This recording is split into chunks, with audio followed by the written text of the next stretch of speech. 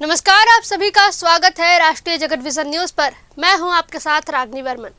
देश में रसोई गैस यानी एलपीजी की सप्लाई को लेकर बड़ा संकट खड़ा हो गया है।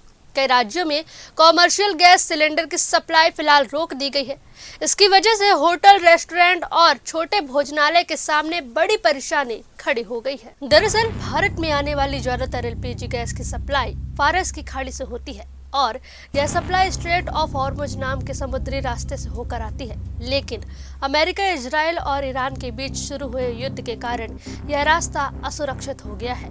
इसी वजह से कई तेल टैंकर इस रूट से गुजर नहीं पा रहे हैं और गैस की सप्लाई प्रभावित हो गई है। स्थिति को देखते हुए केंद्र सरकार ने एसेंशियल कमोडिटी एक्ट 1955 लागू कर दिया है ताकि देश में गैस की सप्लाई को नियंत्रित किया जा सके। फिलहाल मध्य प्रदेश, राजस्थान, महाराष्ट्र, पंजाब, छत्तीसगढ़, हरियाणा, कर्नाटक, तेलंगाना और आंध्र प्रदेश जैसे कई राज्यों में कॉमर्शियल सिलेंडर की सप्लाई पर रोक लगा दी गई है।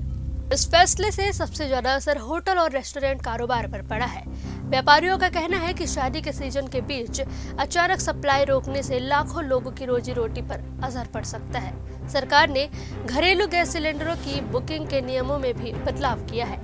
अब एक सिलेंडर की डिलीवरी के बाद दूसरा सिलेंडर 21 दिन की जगह 25 दिन बाद ही बुक किया जा सकेगा। साथ ही जमाखोरी रोकने के लिए गैस डिलीवरी के समय ओटीपी या बायोमेट्रिक वेरिफिकेशन भी अनिवार्य कर दिया गया है। इस बीच सरकार ने तेल कंपनियों को एलपीजी उत्पादन बढ़ाने का निर्देश भी दिया है और अमेरिका जैसे देशों से वैकल्पिक गैस कार्गो मंगाने पर भी विचार किया जा रहा है। पेट्रोलियम मंत्रालय इन सप्लाई की स्थिति पर नजर रखने के लिए एक हाई लेवल कमेटी भी बनाई है। हालांकि अधिकारियों का कहना है कि आम उपभोक्ताओं को घबराने की जरूरत नहीं है और पैनिक बुकिंग से बचना चाहिए।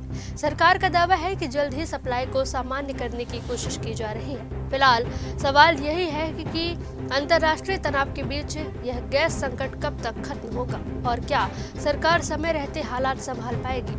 इसी पर सबकी नजर बनी हुई है। इस खबर में बस इतना ही। देश प्रदेश की तमाम बड़ी खबरों से अपडेटेड रहने के लिए देखते रहिए राष्ट्रीय जगत विजन न्यूज। नमस्कार।